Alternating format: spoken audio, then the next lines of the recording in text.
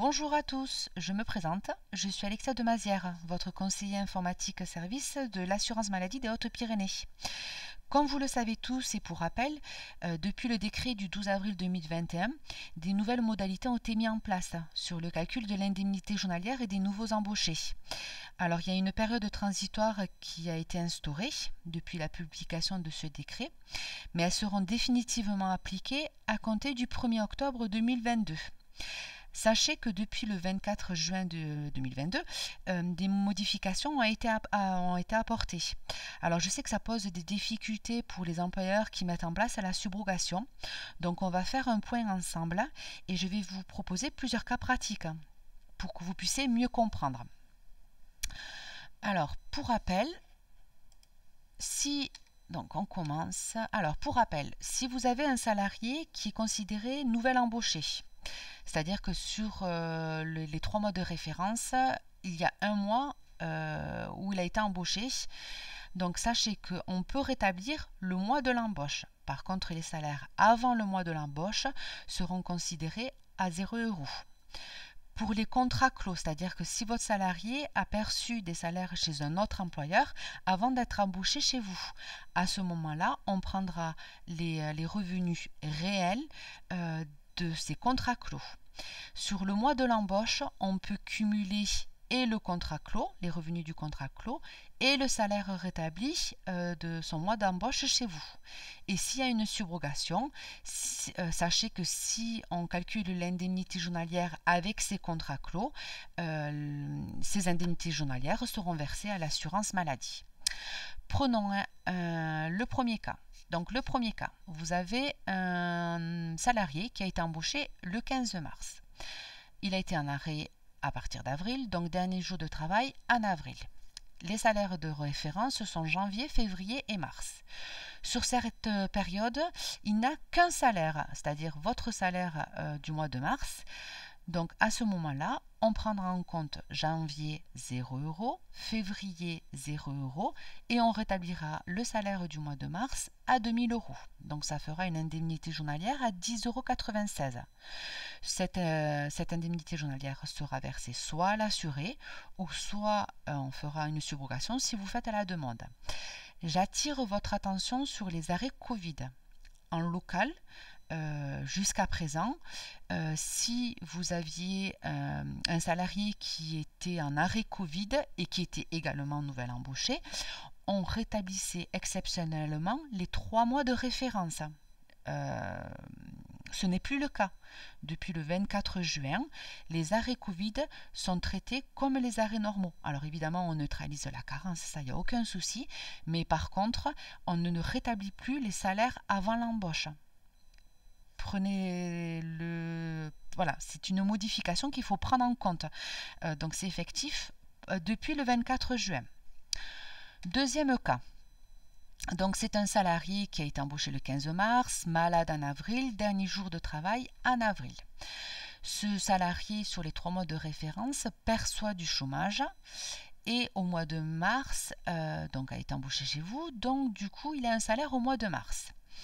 Alors, si les droits sont ouverts, nous allons prendre 0 € en janvier, 0 € en février, salaire rétabli au mois de mars, ce qui fait une indemnité journalière à 10,96 €.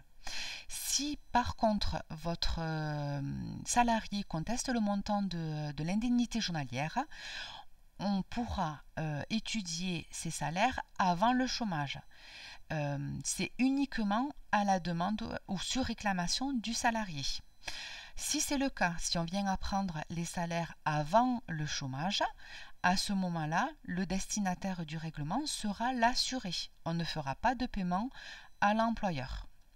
Si par cas, avec votre salaire du mois de mars, l'assuré n'a pas ouvert ses droits, à ce moment-là, on fera une étude de maintien de droit classique, c'est-à-dire qu'on ira, comme c'est une activité réduite, nous pourrons chercher ces droits avant le chômage. Alors, il y a 2 cas de figure au niveau de Pôle emploi. L'assuré peut être en activité réduite ou en activité hors réduite.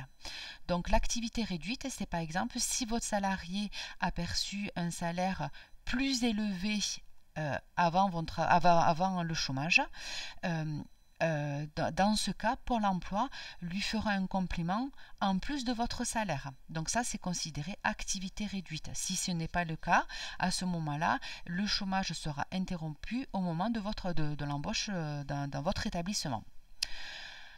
Alors, un autre cas, c'est notamment ce cas est destiné pour les employeurs qui mettent en place la subrogation. Donc c'est le même cas, activité réduite, voilà. Donc si les droits sont ouverts avec ce que vous voyez sur l'écran, à ce moment-là, donc ça sera 10,96 € en subrogation. Si par cas l'assuré n'a pas ses droits, donc on va essayer de rechercher ses droits avant le chômage. Si on les trouve, donc on indemnisera avec les salaires. Par contre, l'indemnité journalière sera versée à l'assuré, même si vous faites une demande de subrogation. Donc, dans ce cas, au niveau du compte rendu de votre attestation qui est faite via Net Entreprise ou d'un signalement DSN, à ce moment-là, vous verrez le commentaire « Le droit aux indemnités journalières de votre salarié a été trouvé sur une activité antérieure. Les salaires versés par votre entreprise n'entrent pas en compte dans le calcul de l'indemnité journalière », ce qui est écrit en bas. Voilà, on clôturera l'attestation avec ce qui est indiqué, puisqu'on fait le paiement à l'assuré, même si vous avez fait une demande de subrogation. Autre cas, c'est un peu le même cas, sauf que là, ce n'est pas une activité réduite, c'est une activité hors réduite, c'est-à-dire que l'assuré a perçu le chômage, par exemple, jusqu'au 28 février. Il a été embauché le 15 mars chez vous, et ensuite, il a été en maladie en avril, donc dernier jour de travail en avril. Dans ce cas, si votre salarié a les droits ouverts uniquement avec votre salaire du mois de mars, dans ce cas, on va prendre 0 en janvier, 0 € en février, on rétablit le salaire au mois de mars à 2 000 €, ce qui fait une indemnité journalière à 10,96 €. Même comme c'est une activité hors réduite, même si par exemple votre salarié conteste le montant de l'indemnité journalière, on ne remonte pas avant le chômage, vu qu'il a ouvert ses droits avec votre salaire du mois de mars, donc le calcul de l'indemnité journalière reste la même. Si par cas, votre salarié n'a pas les droits ouverts avec le salaire du mois de mars, dans ce cas, on revient avant le chômage et l'indemnité journalière sera versée à l'assuré. Et comme précédemment, vous aurez un message sur votre compte rendu de l'attestation via Net Entreprise ou sur votre tableau de bord. Pour le cas numéro 3, donc c'est un salarié qui, au moment du salaire de référence, a plusieurs employeurs. Donc, il a été embauché en février et il est malade en avril, donc dernier jour de travail en avril. Le salaire de référence, c'est janvier, février et mars. Il a été embauché chez vous en février, donc il a un salaire en février, il a un salaire également en mars.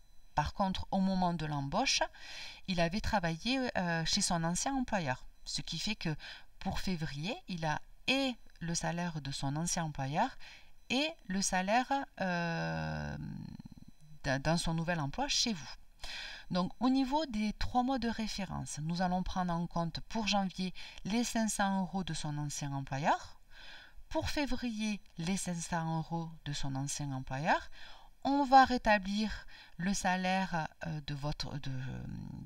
du salaire qu'il a chez vous, de sa nouvelle embauche chez vous. Et pour mars, on prend le salaire de 1 000 € de son employeur actuel, ce qui fait une indemnité journalière de 27,40 € brut. Ce montant lui sera versé s'il n'y a pas de demande de subrogation. Si par cas, il y a une demande de subrogation, à ce moment-là, on va faire 2 calculs différents. C'est-à-dire qu'on va calculer les salaires qu'il a perçus chez vous, c'est-à-dire que vu qu'en janvier, il n'était pas embauché chez vous, le salaire sera 0 €. Février, on rétablit donc 2 000 €.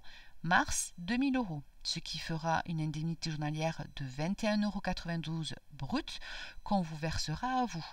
Mais en parallèle, vu que votre salarié avait un ancien employeur, on va également lui verser une part d'indemnité journalière en prenant ses salaires réels qu'il a perçus chez son ancien employeur.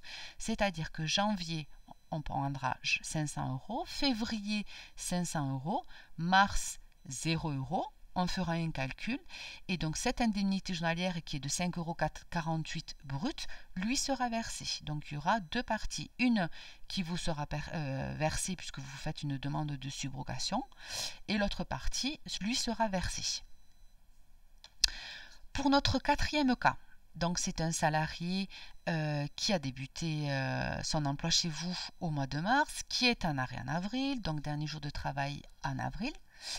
Il a perçu en janvier 1000 € de son ancien employeur, février pas de salaire, et au mois de mars il a été embauché chez vous, donc salaire à 1000 € mais rétabli à 2000 €. Donc si le paiement est destiné à l'assuré, dans ce cas on prend 1000 € en janvier, février 0 €, mars 2000 €. Si par contre vous faites une demande de subrogation, c'est comme précédemment, on va scinder en deux fois. Première fois, pour vous, on prendra 0 € en janvier, 0 € en février et 2000 € en mars. Donc ça fera une indemnité journalière qu'on vous versera à vous, mais en parallèle, une partie sera versée à l'assuré en prenant en compte donc janvier 1000 € de son ancien employeur et février et mars à 0 €. Et cette partie lui sera versée à lui. Pour le cas numéro 5, donc c'est un assuré qui a été embauché chez vous en mars, maladie en avril, donc dernier jour de travail en avril. Au mois de mars, il a été embauché chez vous, donc il a une partie, donc il a un salaire chez vous, mais par contre, avant d'être embauché chez vous, il avait un employeur. Donc il a travaillé jusqu'au, par exemple, 15 mars chez son ancien employeur et il avait un autre employeur. Donc il avait deux employeurs, donc l'employeur B et l'employeur C. Sur la période de référence, donc on va prendre, si le paiement est destiné à l'assuré, évidemment, on va faire le cumul, c'est-à-dire janvier 1000 € de son employeur B, 500 € de l'employeur C. Pour février, on va prendre 1000 € de son employeur B et 500 € de son employeur C. Pour mars, on va rétablir le salaire de sa nouvelle embauche, donc de l'embauche de chez vous, donc 2000 €, et on va prendre les 500 € de son ancien employeur, ce qui fera un montant de 30,14 € d'indemnité journalière brute qui lui sera versé. Si par contre vous faites une demande de subrogation, c'est le même cas de figure des précédents cas, c'est-à-dire qu'on va prendre 0 € en janvier pour vous, février 0 €, mars on rétablit le salaire à 2000 €, donc cette partie vous sera versée.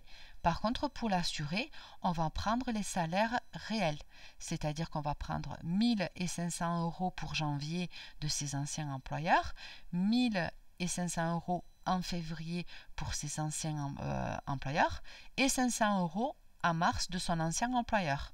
Et cette partie lui sera versée automatiquement à lui. Pour le cas de figure numéro 6, donc c'est un assuré qui a été embauché en avril et qui a été en arrêt le même mois. Il n'a pas travaillé, donc on n'a aucun salaire. Donc, donc on va faire automatiquement un maintien de droit classique, c'est-à-dire qu'on va revenir en arrière pour trouver des salaires, et à ce moment-là, si on trouve on va calculer, donc si c'est le cas, on va calculer ses indemnités journalières avec ses anciens salaires, et l'indemnité journalière lui sera versée à lui. Même si vous faites une demande de subrogation, vu que c'est des salaires avec ses anciens employeurs. Comme je vous ai dit précédemment, vous aurez un message sur votre compte rendu de l'attestation et que vous trouverez également dans le tableau de bord si vous faites des DSN.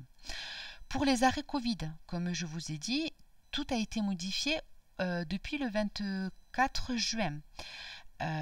Donc si c'est le cas, si c'est un arrêt Covid et non un arrêt maladie classique, dans ce cas, on va rechercher les salaires précédents. Si le salarié a perçu des salaires précédents, on calculera l'indemnité journalière avec ces salaires précédents. Si par cas, il n'a pas de salaire, qui n'a jamais travaillé par exemple, dans ce cas, nous sommes obligés de mettre des salaires à 0 € pour les 3 mois de référence et il sera indiqué une indemnité journalière à 0 €. La différence entre un arrêt maladie classique et un arrêt Covid, c'est par exemple si votre salarié n'a pas les droits. Dans ce cas, l'assuré recevra une lettre indiquant que les indemnités n'ont pas été versées puisqu'il n'avait pas la condition administrative. Par contre, pour l'arrêt Covid, vu que nous ne faisions pas une étude de droit, les conditions administratives ne sont pas prises en compte pour les arrêts Covid, si nous ne trouvons pas des salaires, dans ce cas, nous devons faire un paiement, même si c'est à 0 €, mais pour les arrêts Covid, il y aura l'indemnité journalière à 0 €. L'arrêt sera indemnisé dans tous les cas. Pour le cas numéro 7, donc c'est la même chose, votre salarié est embauché en avril et il est arrêté le même mois. Avant, au niveau des salaires de la période de référence, votre salarié percevait du chômage. Dans ce cas, nous allons étudier son dossier en faisant un maintien de droit classique, c'est-à-dire qu'on va rechercher les droits avant le chômage. Si nous trouvons des salaires qui lui ouvrent les droits, dans ce cas, on va calculer l'indemnité journalière et ces indemnités journalières lui seront versées directement à l'assuré, même si vous faites une demande de subrogation. Donc là, vous recevrez également un message dans votre compte rendu ou sur le tableau de bord pour la DSN. Si c'est un arrêt Covid et que cet arrêt intervient pendant ce maintien de droit, on prendra les salaires précédents, c'est-à-dire les salaires avant le chômage, avant Pôle emploi. Ça ressemble un peu au cas précédent.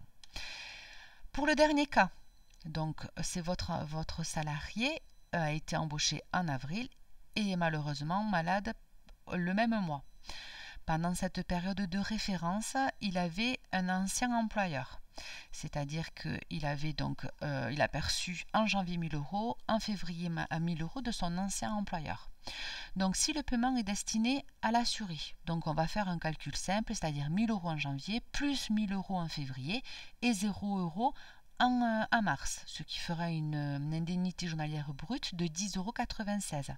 Si vous faites une demande de subrogation, étant donné qu'on a pris en compte les salaires de son ancien employeur, on ne prendra pas en compte votre demande de subrogation et vous aurez un message sur vos comptes rendus de vos attestations indiquant qu'on a calculé l'indemnité journalière en fonction de son activité antérieure. Voilà. Si vous avez des questions... Alors oui, effectivement, j'ai oublié. Pour les accidents de travail, depuis le décret, ou même s'il y a le décret du 12 avril 2021, rien ne change pour les accidents de travail. Cela concerne uniquement le côté du risque maladie. Donc on rétablit toujours les salaires pour les nouvelles embauches, donc ça ne change pas. S'il y a des contrats clos au moment de la période de référence qui est de 1 mois pour les cas classiques, eh bien ces contrats clos ne sont pas injectés pour les attestations qui sont effectuées via la DSN. Et par contre, à la demande de l'assuré, on peut faire une comparaison entre le salaire rétabli et le salaire réellement perçu. Donc ça ne change pas, mais ça c'est toujours à la demande de l'assuré. Si vous avez des questions, vous pouvez me contacter sur l'adresse du 6, la première adresse. Si vous avez des demandes qui sont destinées... par exemple, pour d'autres services, sachez que nous avons mis en place depuis plusieurs années une mission déléguée relations aux entreprises, c'est-à-dire que mon collègue Philippe, si vous avez des demandes, par exemple pour l'assurance maladie en général, quel que soit le service, ou pour la CARSAT ou pour l'URSSAF, enfin si vous avez des demandes, vous pouvez contacter mon collègue Philippe à l'adresse qui est indiquée juste en bas. J'espère que j'étais assez claire. Je vous souhaite une bonne journée. À bientôt. Au revoir.